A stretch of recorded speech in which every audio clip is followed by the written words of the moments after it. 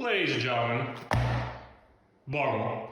Hope you're doing well, and I hope you're having a great day. Now, you may be wondering, Bungle, what are we doing here? Well, I'm going to open the box of Magic cards, and we're going to talk about kind of the drama that's going on right now in Enlisted, the free-to-play first-person shooter. Now, I know a majority of you on my channel, my subscribers and everything, are Enlisted viewers, and some of you out there are, follow me from a Magic content and stuff, so I was like, oh, well, why don't I throw it down and kind of open some packs and talk about kind of drama that's going on right now in Enlisted.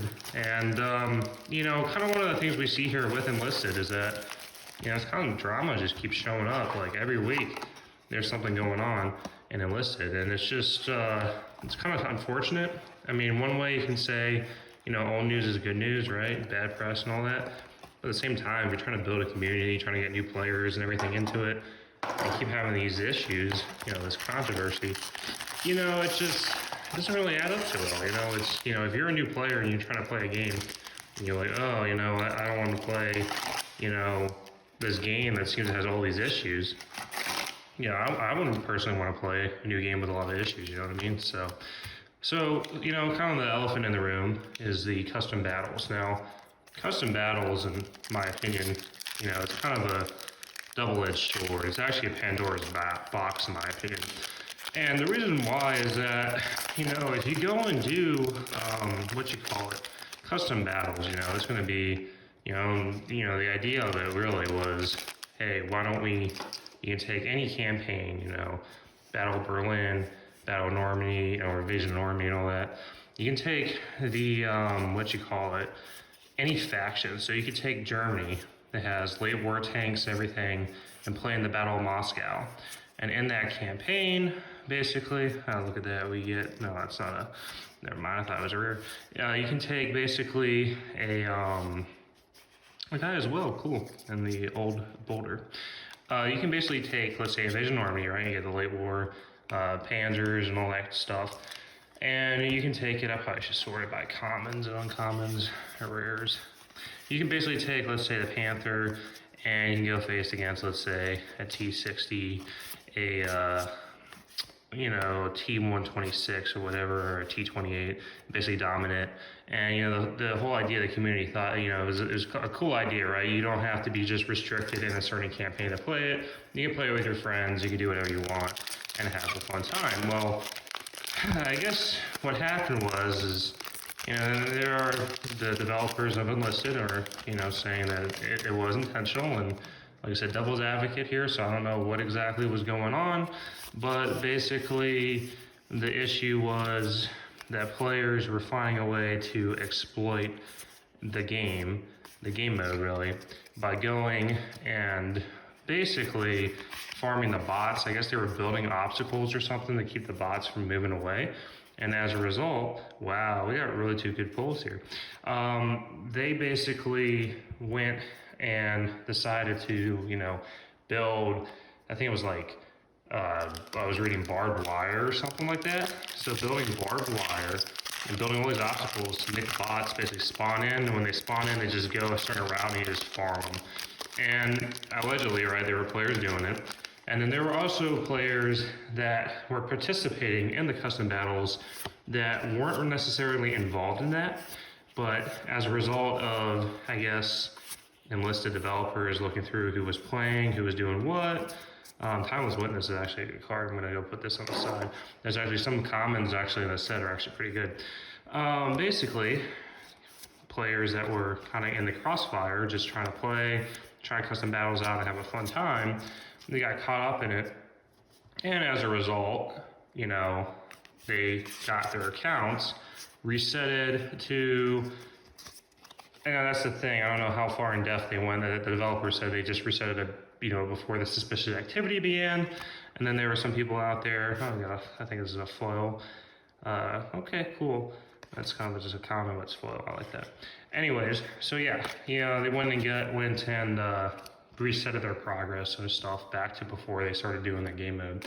And a lot of players got very, very, very upset about that because some of them felt, hey, I wasn't really involved in what was going on. I was playing the custom battles because, anyone can join custom battles. So you just hit the event tab and you go search for a room and join it. and you're trying to play, trying to have fun, and you get caught up in the crossfire, so you get your progress wiped. And now, in addition to doing that, the developers have added a restriction to it with how many bots are per battle. This is actually Dragon Rage Chandler is actually a pretty good card too for a common. Seen that in a lot of decks in Magic the Gathering Arena. But yeah, they went ahead and did that, and as a result, now it's even more difficult really to even have a fun game now. And I think from what I was reading online, and correct me if I'm wrong in the comments if anyone's actually even watching at this point, but they went and said, oh, they kind of nerfed the XP games. So it's just, my take on the whole thing is that custom battles in general, that they're supposed to be, it was kind of a Pandora's box I felt they opened when they went and said, okay, you can go do this and get XP games, the same that you would get from playing, just regular multiplayer against players. And there's nothing wrong with that.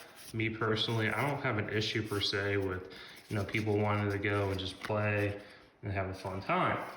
But at the same time, then it comes into the issue where, like I said, Enlisted, Darkflow, the developers of Gaijin. I've been playing free-to-play games for many times throughout my life. Whether it be Magic the Gathering Arena, or World of Tanks, War Thunder, all those games, World of Warships, and a lot of free-to-play games. What basically how they make money is having their grind and having some content for people to grind for, right? And what you want as a developer or as the basically to keep retention, to keep money coming in the game, you want to go and basically have as many people as possible go and spend money, play your game, buy premium, buy etc. So that way, at least there's some player retention. And the problem is when you have exploits, and like I said, I'm not gonna call this an exploit. I just think the developers weren't really thinking ahead, and then they got really upset when they found out people were kind of blitzing through progression and stuff, and they're like, okay, we gotta stop this real fast. So that's probably what happened, honestly. War Thunder had this like years ago. There was a bug where you went and played, I think it was bombers. That if you suicided with the bombers at the beginning of the match, you would get so much XP. And actually, people were starting to go through tech trees and everything. So Gaijin went ahead and banned people, I think it was for a few days. Kind of similar to this situation with, wiping accounts or resetting progress, but then the people that weren't really involved in it, you're taking them off because they're like, well, here's proof that I wasn't doing this, but the developers are going to be like, well, we still think it's suspicious activity, and then we're going to go and, take out your account. So, yeah, it's an unfortunate situation, honestly, and I don't think it's, like I said, I'm not sponsored, I'm not partnered with Enlisted or anything like that, so, my opinion is just pretty much going to be what it is, where, I think at the end of the day, were people doing it intentionally? Were they not? I wasn't involved in that lobby or lobbies where that was going on. I don't even really play custom battles because, in my opinion, I just really didn't really care about it. Me personally, it's just one of those things that I just was like, okay, cool. I thought it was just going to be kind of like a custom lobby like in War Thunder where people just do their own thing. There really isn't any XP progression or anything, but you kind of just, screw around with different lineups or different vehicles, etc. So, when I saw about the XP thing, I was like, well, that could go two ways. Probably going to backfire a little bit because they're going to have to nerf the rewards or something, right? If you're playing that, if you're playing, late game Germany in the Invasion of Normandy campaign in Battle Moscow, you're going to expedite your grind real quick just because Germany has way more weapons and the Russians don't, stuff like that. So I didn't think it was really thought through, but at the same time, it's just, it's just kind of unfortunate that that's what's going on now with the community and, developers and everything like that. That's why I've said and I've stressed it multiple times about the need of a dev server or something like that, you know. They need to at least test their stuff that they're, you know, putting out. And this can kind of be seen with the machine gun nerf. I think the M1 carbine they got nerfed too. It's just, they go and release things. They don't test it. I think the same thing happened when they did the aircraft adjustment, where you could actually take out 2 attackers in one, you know, battle instead of just 1 per team. And yeah, they basically screwed that up until the community got really, really, really mad.